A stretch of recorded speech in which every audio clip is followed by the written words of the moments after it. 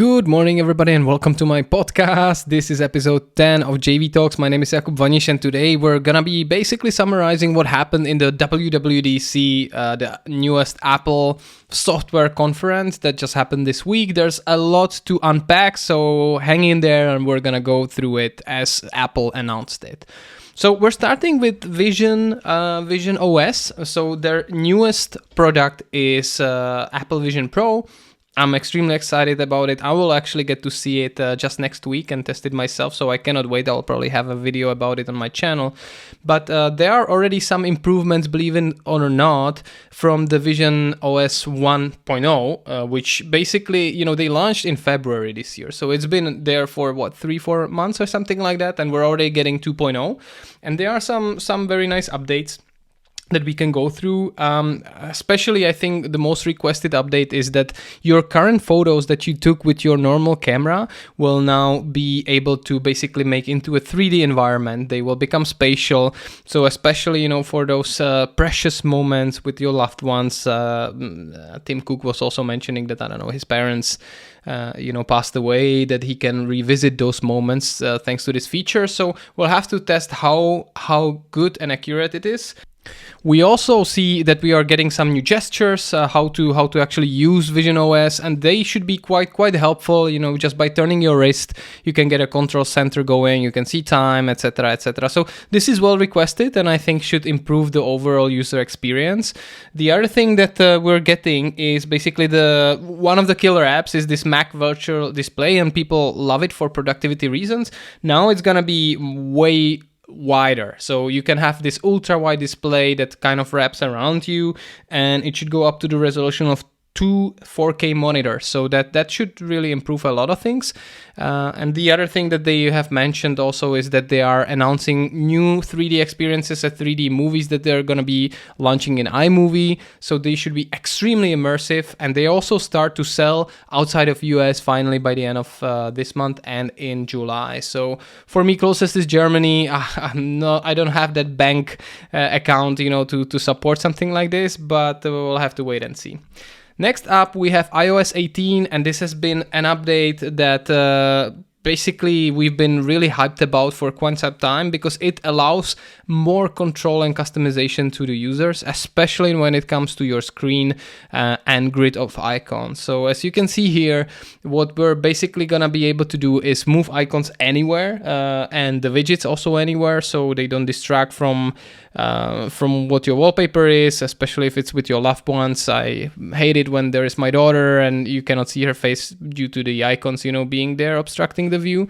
But they also don't stop there. They let you customize the colors completely of those icons. So I think up until now, Apple was really in control of how the icons and how all of the iPhones look, and they were pretty neat. Now they will let us destroy it. It will be a mess, but okay, it will be your mess at least. It's gonna be very customizable, and the same happens also to Control Center. You can customize what's in that Control Center. Though I'm not the biggest fan, because I think it was pretty neat up until now. Now you have these circle buttons together with the square buttons. I don't know what kind of design language it is. It looks un-Apple-like a little bit, but we'll have to wait and see. And this is still in beta, so the launch is in September. We will see what it will actually look like in the final version. One other thing that they have announced is basically changes to the lock screen. So now you have a flashlight there and camera, and you can change it to anything you want, any application, set up a timer, set up an alarm, etc. But I think if you give it a thought, you will realize that it's still the most beneficial setup is a flashlight and a camera for sure. The other thing that they were talking about is hiding apps. So you can hide certain apps that will be only visible for you when you use Face ID. You can create invisible folders, etc. Yeah, I don't know. This is for these dishonest people. If you want to hide your Tinder app in front of your loved one, yeah, go for it. But yeah, that's definitely not for me. I didn't request such a feature. Okay, the next thing they were talking about is changes to iMessage, one of their favorite apps. So one of the things that is really popular in iMessage is tapbacks, but there were like 5 different tapbacks, like haha, thumbs up, etc. Now they will allow you to use any emoji, any type of a tapback, just like you have in WhatsApp. So this is a long overdue thing, but I'm glad that it's finally coming. You can also schedule the messages right now, which is also something that Android users were able to do for maybe 10 years. You can schedule it now, but I believe only to iOS users, unfortunately. But this is pretty great. I like that. I like that new thing. Also, you can adjust the text formatting finally, just like in WhatsApp. So you can use bold, italics, underline certain text, etc. Plus, there will be like text effects that you can add to it just to basically give it your own taste a little bit. The next app that they were talking about in iOS 18 is Mail app, and they are introducing new, let's say, categorization features, which are very nice. It's just like, if you have a Gmail account, you will have something similar right now, where you will have a primary mailbox for all the important conversations. Then there is like a commercial mailbox and transactions, I think, for all the bills, etc. Then there are updates, which is more like notifications, and there is a promotion one as well. So yeah, this is coming, and also the search should be way improved in Mail app. The next thing that we're seeing is some improvements to the Maps app. There are currently trail maps being added, the topography maps. So this is actually gonna kill some of the apps that were third-party. Now they're accompanying it. In Czech Republic, we have this map.cz, which is really great.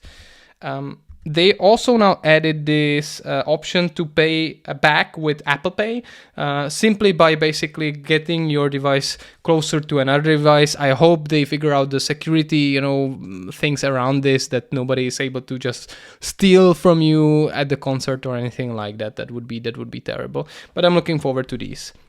And last but not least, they introduce a completely new Photos app. I am a big fan of the Photos app, but honestly, this one I just don't vibe with. I don't like it that much, to be honest. It looks really not user friendly at all. I don't know where my favorite albums are at right now. It's just one category, and you need to filter in that one whole window that is just clustered with so many different things, and it's just full of these kind of memories and movies that it creates for you. I think you're losing control with this, and I don't really like the UI. I honestly, I wouldn't say I hate it completely, but this looks like such a full redesign that will be so difficult to learn. And I don't see a reason for this, to be honest. I think Photos app was just perfect the way it was. And yeah, now they're redoing it. So that's been iOS 18. So quite some news there. Then we got some news regarding AirPods. So AirPods are getting new gestures. Basically, they introduce nods. You can nod no or yes with your hat. You don't need to, touch the AirPods at all to basically, talk to Siri, or if somebody's calling you, you can just nod no and it will not pick it up. And they are also introducing a great level of voice isolation for AirPods Pro. So especially, if it's windy or noisy outside and you're out and about, this should not be an issue at all. In the tvOS, they are bringing just new feature, which is called Inside, where you can just basically like scroll up with your thumb on the control and on the controller, and it will give you extra information about the what's in front of you currently on screen. So who are the actors that you're seeing, what's the music that's playing in the background, etc. That's actually a nice feature. I'm not sure that many people will use it, but I like that it gives you this opportunity to explore. The next thing that they introduced were the changes to the WatchOS, WatchOS 11. WatchOS had a huge redesign in last year. WatchOS 10 was a really ground-up redesign, so there are not that many changes this time, but they are basically introducing a so-called training load. I don't know if it's an app or if it's part of fitness, but what you can do is you can manage your training effects over time and just see, how effective it is, how if your training load should improve or decrease, and if you're getting better over time. And I like that. I think there are some third-party apps that are having just this. They also let you play a little bit more with the fitness app, where you can completely adjust it and customize how that fitness app looks and what you want to have on the first screen. And they're also introducing a new app which is called Vitals, where they're putting together all of the things regarding your heart, regarding your blood flow and these kind of things. So that's very nice. As somebody who is obsessed about life hacks and health, this I think will be one of my favorite new apps just to check it out. And one actually news that they didn't talk about but people discovered in the beta already is that for sleep tracking you don't need to go into sleep focus mode on your phone or on your watch anymore. It's automatic and even counts for naps that you would have after lunch during the afternoon, which is great because it was really painful that you always need to manually switch to this new focus mode in order to track your sleep. You don't have to now, so that's great. Now we're getting into iPadOS. So iPadOS 18, they were introducing also some new exciting things, especially regarding SharePlay. So what you're gonna be able to do, they call it SharePlay, but basically what it is screen sharing with somebody. You can share your screen completely to another user, and you can, or they can, draw on the screen to navigate, especially, if you have like older parents who need help with some installation or whatever on that iPad, you can take control. This is something that you have currently in like Microsoft Teams and Zoom, but they're introducing it here, which is great. And for the first time ever, believe it or not, they're bringing calculator to iPad. So at a first glance, it looks like completely just a stretched out version of the iPhone calculator, but no, they are not ending there. They are introducing something called math notes, and that's just like, that was the most mind-blowing part of the whole WWDC presentation, at least from my point of view, because it basically, you can write formulas or draw charts in your handwriting. It will just replicate it in your handwriting, and you can change the variables, and it will give you charts, live charts, etc. It is really the best type of machine learning use case that you can see, that is really impactful and nice for all of the users. And I don't have an iPad or a new iPad myself, but I'm like, with these type of features, I'm actually intrigued to get one. I hope I will I will be able to endure and still not buy it, but these type of features are really sexy to me, to be honest. And also they are introducing something called Smart Script, which is basically, again, using machine learning to mimic your handwriting. So especially if you're going extremely fast with your notes, it knows your handwriting, it can improve it, make it a little bit more nicer, and it so you can type really fast and messy, and it will make it super nice for you, still writing like you do. Not last updates, but the next updates are regarding macOS. The newest version is called MacOS Sequoia. And I think the biggest new feature is called iPhone mirroring, something that, again, you could have done with a third-party app. And it is really nice because basically you can have your phone in the next room or quite far away, and you can connect to it and get the notifications also on your Mac. But I think the most useful use case is where you can, I don't know, you're, for example, taking videos or shooting videos on your phone, and you can just easily copy paste, from your phone to your Mac, to your Final Cut, for example, edit there, and then the final product you can easily, again, just copy paste to your phone this way without even touching your phone. I like these type of things a lot. This is actually exactly what I'm doing myself. The other thing that they are introducing is Windows adjustments. Again, there were favorite apps that allowed you to do it. Windows had it for quite some time, but now, it sticks into a grid. It allows you to do multiple configurations, and just better for multitasking this way.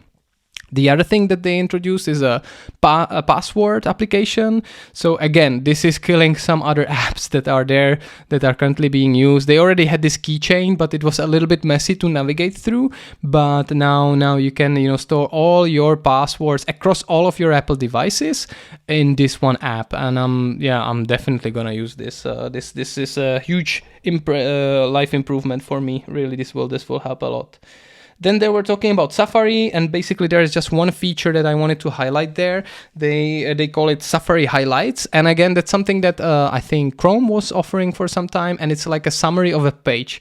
Like if it's a cluttered page with a lot of ads and a lot of unnecessary info, it can give you just a few bullet points, to summarize it. Especially if you're studying, learning, etc., this can be really, really beneficial for you. So I'm really excited about these updates.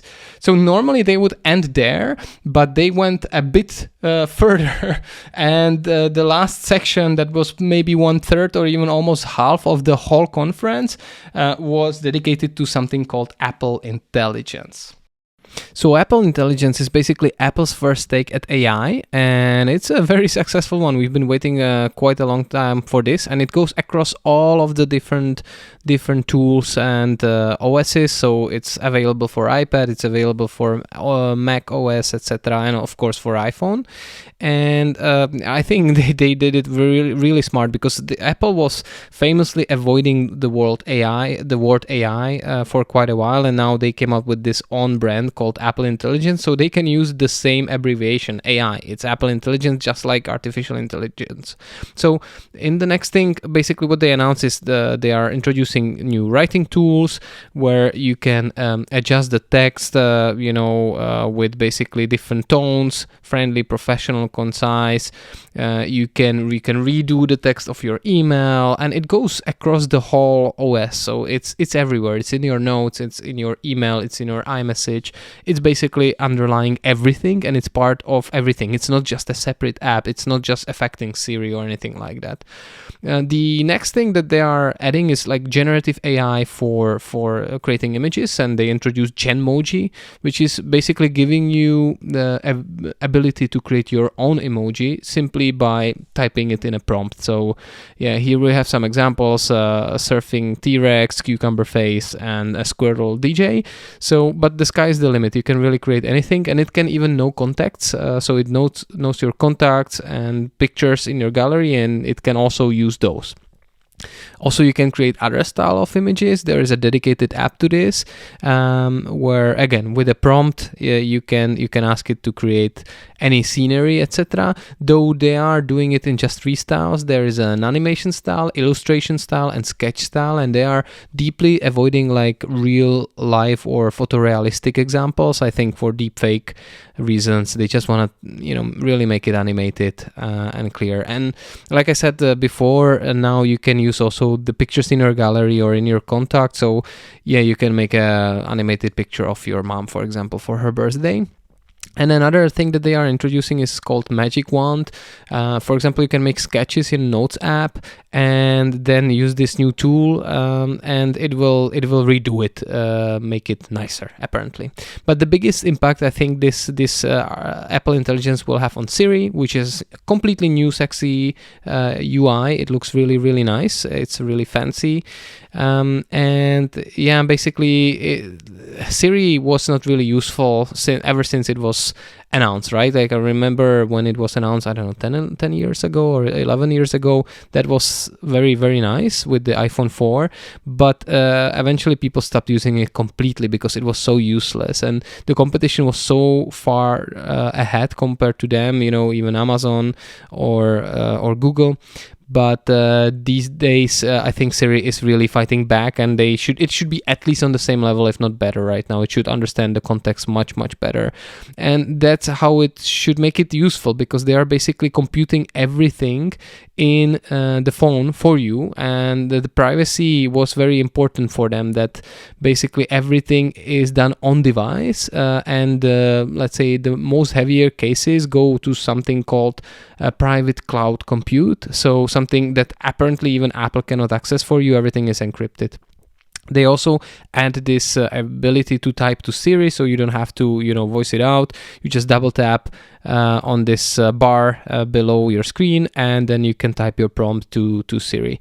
But what is interesting is that they now allow you to use also other AI models. So they partnered with OpenAI, and you can use ChatGPT basically for free, which is incredible. And Elon Musk is of course very unhappy about that, but yeah, but I totally get it. He, you know, didn't make the deal with Apple for his XAI, and OpenAI, you know, was his company in the past, and now he acts a little bit like a child that lost, you know, the toy or something like that. The other thing that it also should basically improve is notifications or emails. You know, it should help you prioritize a lot, like just to show you the most important things on the top. And I think this will be very helpful and very impactful for everybody. It's difficult to kind of show it in a video, but I think since we're gonna start using it, we will see a huge difference. One thing to note though, this will not be available for all the devices. It's just for some of the newest devices. So on the phones, it's gonna be all the phones as of 15 Pro with A17 and better chip. So the new iPhone 16s and 16 Pros should all have it, and from last year it's just 15 Pro.